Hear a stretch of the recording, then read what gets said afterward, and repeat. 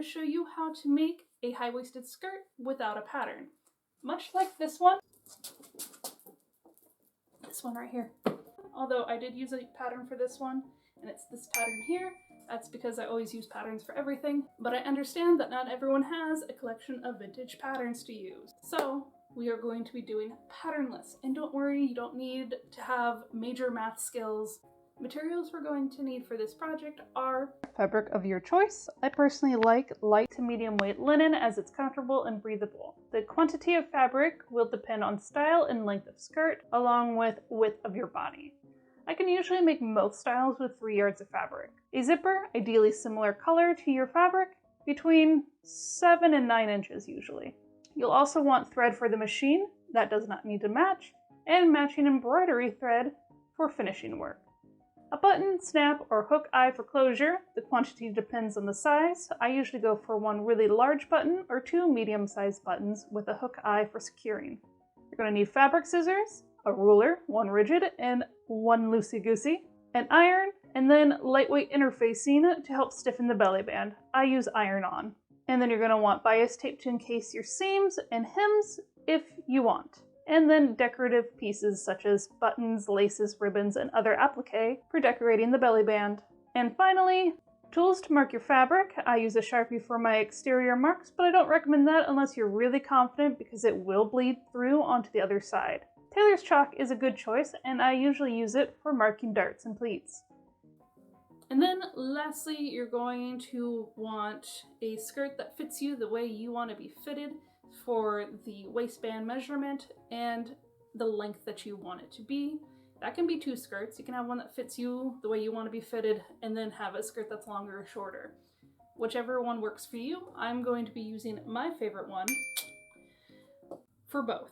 And with that, I think you're ready to go, so let us begin. This is where the light math skills come in play. For the length, I measure a skirt that falls where I want the new skirt to fall, about 29.5 inches. Then I add half an inch to the top and an inch to the bottom for seam allowance, and because I like whole numbers. For the width, because it's going to be gathered, I'm going to cut salvage to salvage. Depending on how wide you are will determine how many you will cut. Rule of thumb for gathering material is it should be 2.5 to 3 times the length of what the end result will be. This fabric is 45 inches wide, which is roughly how wide I am, so I should, for maximum ruffle, cut 2.5 to 3 full widths. But I'm only going to cut 2 because I do what I want. I'm partial to thick arched belly bands, so mine's going to be 5 inches at its highest and 3 inches at its shortest. To determine how long to make it, take a skirt that fits you the way you want to be fitted, lay it flat, and measure the waistband, then add seam allowance. In this case, I measured side seam to side seam, which is 19 inches, and added an inch for seam allowance. I cut mine on the fold twice. The back band will be half that measurement, with one side being 2 to 3 inches longer, so they'll overlap for the closure. In this case, I just cut the rest of the strip that I used for my waistband as my short side. It's longer than I need it to be, but I'll cut it down later. I use this piece as a template for my overlap piece and just add 3 inches.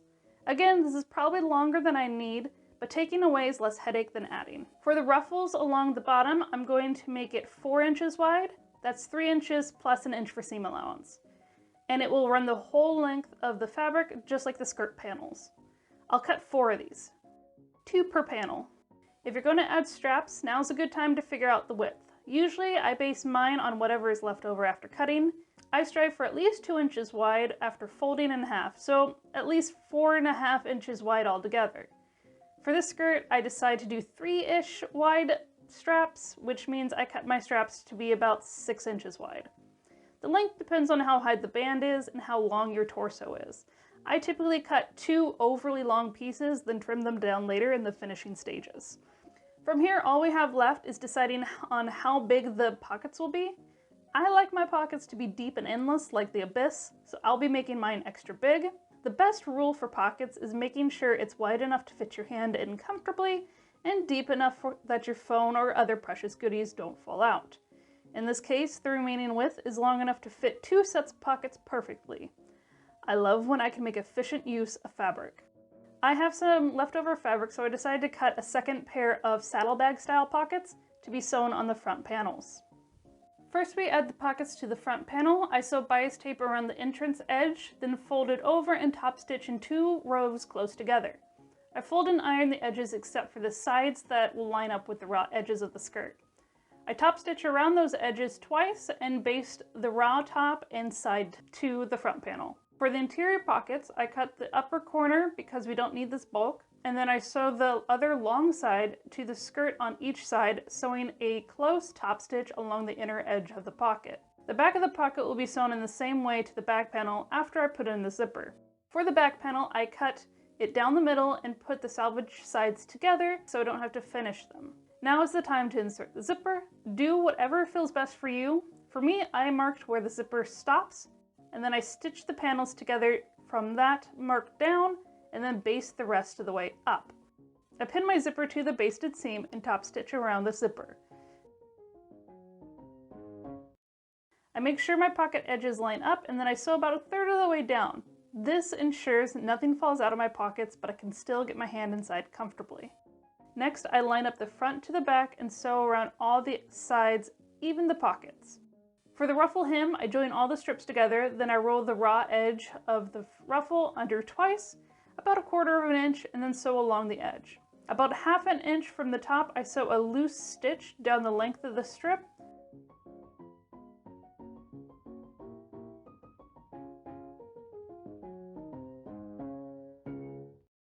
I should do this twice, but I don't want to. Then I pull the ruffles and line them up along the bottom of the skirt until they are how I like them.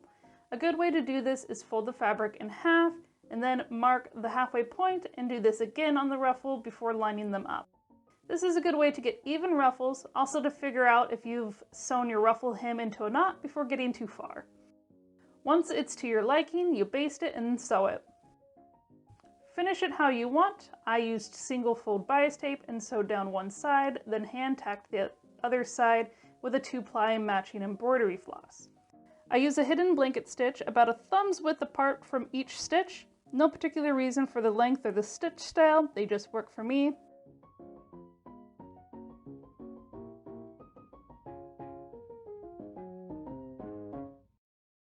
And I clean up those threads and the body of the skirt is done. The front piece of the belly band gets interfaced according to the directions. Mine is iron-on. Now comes the fun part of designing the belly band. Since I didn't have any colors that matched the yellow, I considered matching the cream lines instead with cream lace. However, no arrangement quite satisfied me. Then I rummaged through my bin of rickracs and found this sunflower yellow and tangerine yellow vintage rickrack. With this particular design, I want to seam the pieces together first and then sew down the rickrack. Now it's time to make sure it fits. It should hug around your middle with a few inches overlapping on the long side. If you made it too long, trim it. If you've made it too small, just add an extension. No shame here. Seam together the back pieces, face the right sides together, making sure that the interior band is folded under the amount of seam allowance. So if you have a 1/2 inch seam allowance, you want this folded over a 1/2 inch. Run 2 loose stitches along the top of the skirt body, easing the ruffles into the waistband just like the hem ruffle, except you're going to want to leave those 2 to 3 inches that you left for the overhang without any ruffle in it. And then you're going to want to baste and sew. Basting is important as it lets you see the results and try it on. If something needs adjustment, it's easy to unpick. Now from here, it's all finishing work. Flip the band out, tuck in the raw edges, pinning the interior band over the raw edges, and then hand sew this down using a slip stitch and 2-ply embroidery thread. Add your closures and buttonholes however you desire. It is at this stage I realized my belly band design runs right through where my buttonhole was supposed to go. So instead of cutting it, I sew the button down as a decoration and use 2 flat clasps for closures. You can totally stop here and have a cute high-waisted skirt, but I personally love suspendered skirts, so I'm going to add straps now. I try it on and pin my straps down. I decide I don't like how wide they are and slim them down about 1 inch. Once marked, I trim and fold the raw edges and then attach them.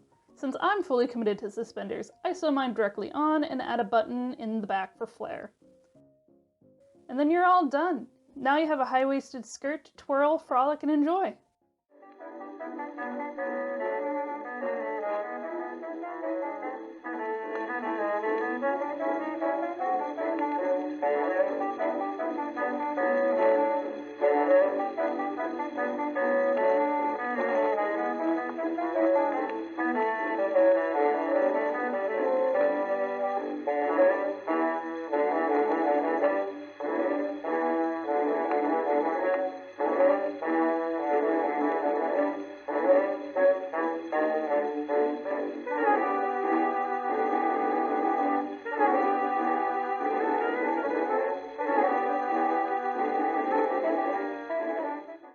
And there you have it. At this point, you should have a high-waisted skirt that you absolutely love. And to be honest, I actually wasn't sure I was going to love this skirt. When I went to go buy fabric for it, I dead set in my mind wanted to get navy linen instead of any other color really, because I wanted to replace this skirt here, which is really hot and swampy, and I wanted it to be made out of real linen instead of a linen blend. So when I ended up coming away with this clearly not navy linen cotton blend, I was not too thrilled. I didn't think I was going to like the results, but I gotta say, I absolutely love it. I feel very fall ready and whimsical in this. I don't normally do these ruffles because I don't think they look that flattering, but you know, I think I can come around to it. Anyway, with that, I hope that you really like your skirt, and I would love to see it. You can tag me at Snowman Leopard on Instagram or at Leopard Lady Vintage here on YouTube.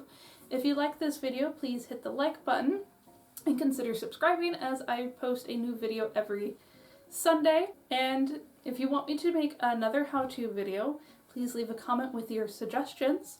And until next time, you have a great day. Bye!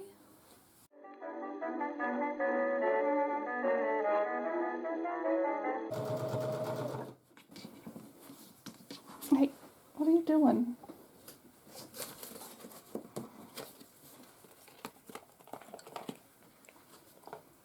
You're such a handsome boy.